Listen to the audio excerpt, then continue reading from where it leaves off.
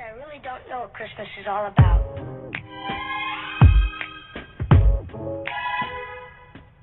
No, I don't have lashes on, and don't judge me, okay? Don't judge me. If you already subscribed, welcome back, my darling. And if you have not yet subscribed, what are you doing? Subscribe. I promise you it's worth it. I promise you it's gonna be fun.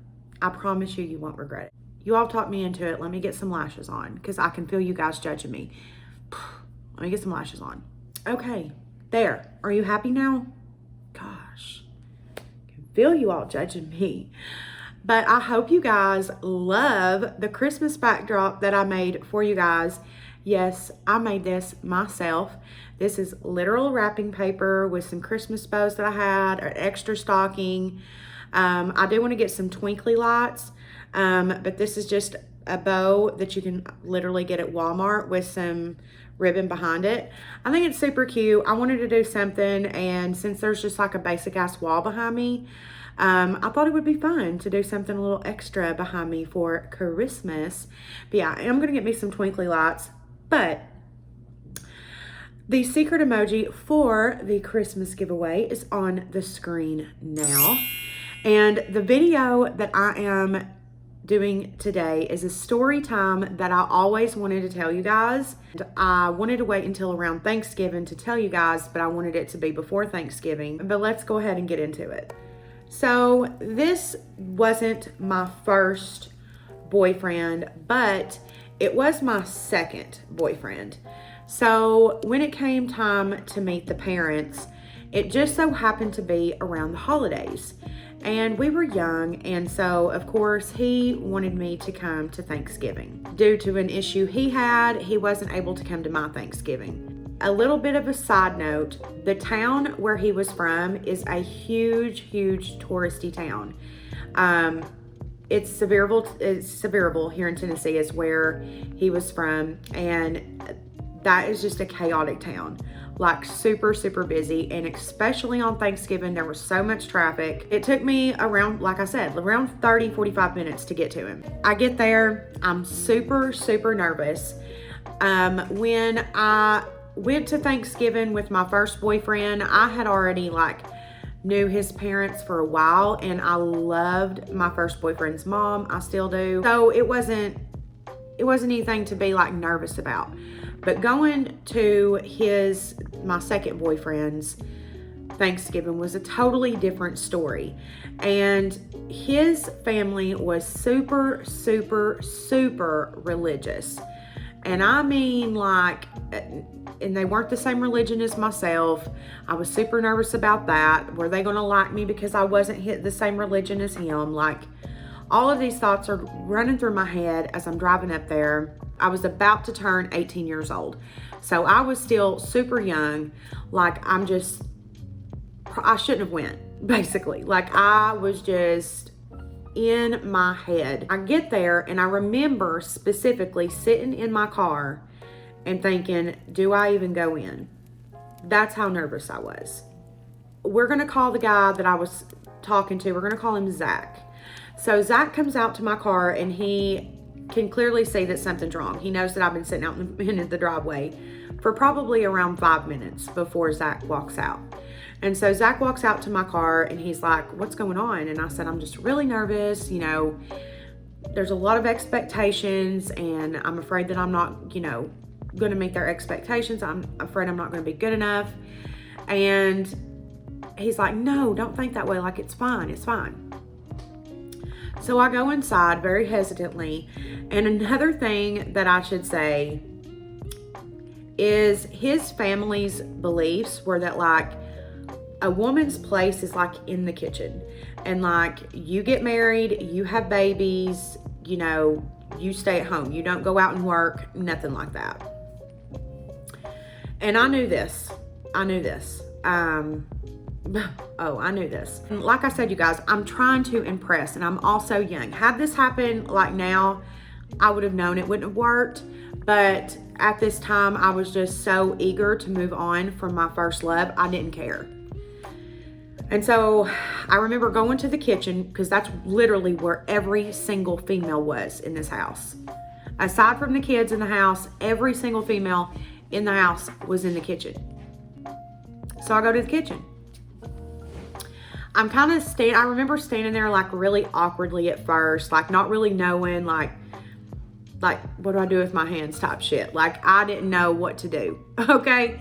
I remember standing there really, really awkwardly, and they were all just like standing around the kitchen like everybody was on a different task. And I remember Zach's mom turning around and looking at me. Nobody had acknowledged me up to this point. I probably stood there for around a little more than 5 minutes. We'll say 7. And I remember it being super, super awkward. And they were all chatting and like, you know, talking about what they were doing, and I'm just standing there like. Zach's mother turns around and says, "What are you doing? Get over here." And I'm like, okay. So I get over there and they're putting me, literally have me basting the turkey. So I'm literally standing at the oven, and Zach's grandmother keeps telling me to like open the door and baste the turkey, open the door and baste the turkey. So I keep doing it. Mind you, at this point, Zach's sister has still not introduced herself to me. Like she's still just standing over there doing her thing. We'll call her Stacy. I'm basting the turkey. And at this point, this is when, what did I say we were gonna call her? Stacy? Zach's sister, we'll call her Stacy. This is when Stacy comes over and she was like, "You need to get the turkey out, like hurry." And I'm like, okay. So I turn around to get the turkey out. I have the oven mitts on, and I never in my life, even till this day, you guys, I have still not seen a freaking pan like this. If you guys have ever seen a pan like this, please let me know. But apparently the bottom of the pan, like the sides and the bottom were not connected. So if you pick the pan up by the handle and there was a way that you kind of like locked it. I didn't know this. Why they wouldn't tell me this, I don't know. But when the pan sits, it relaxes. And so it still stays like, as long as there's pressure on the bottom, of course it's not going to come out. But if you pick it up and don't lock the handle, the bottom comes out. So when I lift this, take this turkey out of the daggum oven, you guys, the turkey hits the damn floor, okay? The floor. They're all standing there staring like, and you know, now they're like, oh my gosh, the turkey. I'm like, oh my God, you know, because I didn't drop the pan.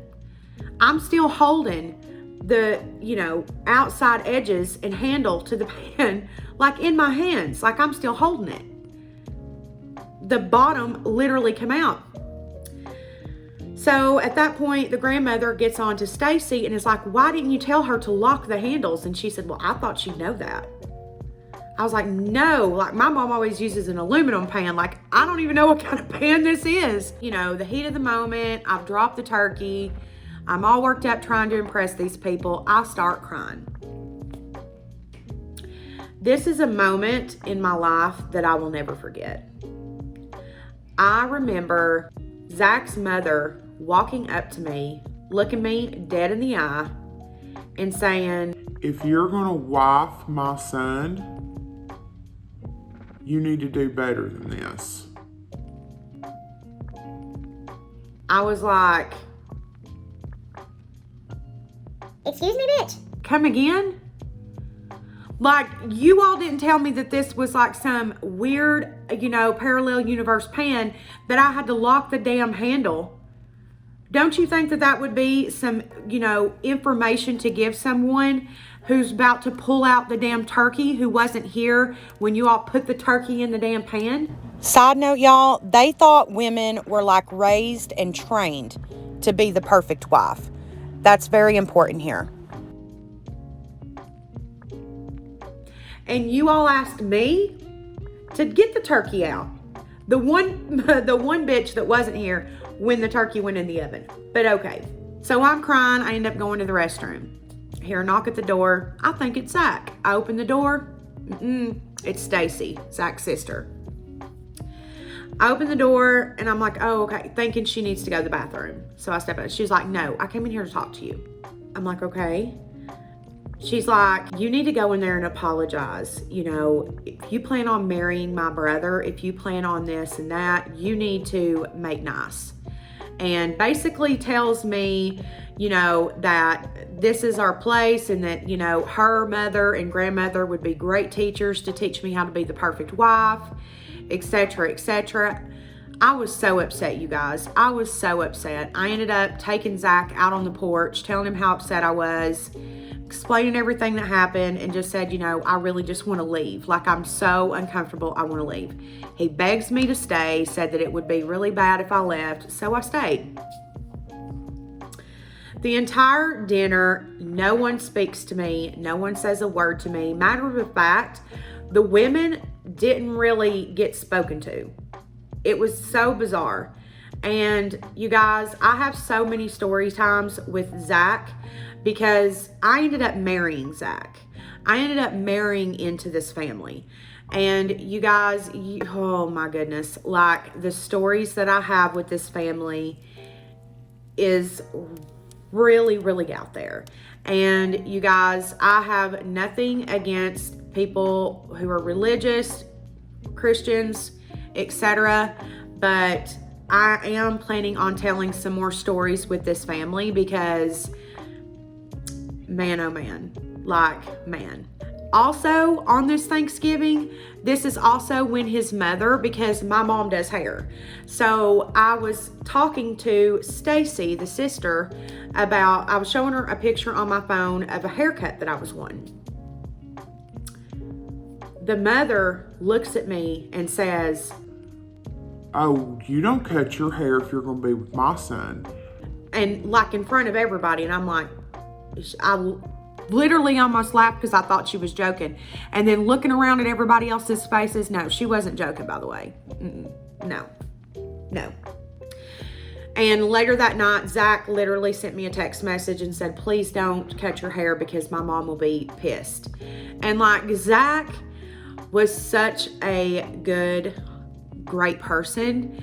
And I don't know how to word this. Unfortunately, he let them dictate everything and let his religion really take over our lives. And it just, there's a lot of story times. I don't want to give them all away. The stories that are to come after this, you all will not even believe. I have so many. And y'all, this was all my fault. I ended up marrying this man. I ended up making a commitment to this man knowing full good and well that we were not compatible. We did not have the same beliefs, and he wasn't budging on his beliefs because he was raised this way. He was not going to let them know how he truly felt and how he believed truly in his own heart.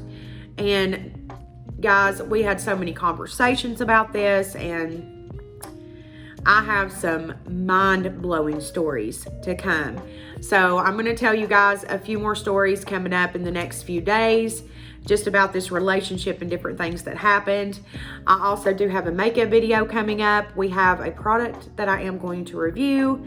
I also am going to have a clothing haul coming up, and I'm also going to share with you guys my favorite Etsy shops, all kinds of stuff. So yeah, you guys, do be sure that you do subscribe before you leave. Also, follow me on my social media. It is all linked down below. And until next time, my darlings. Bye.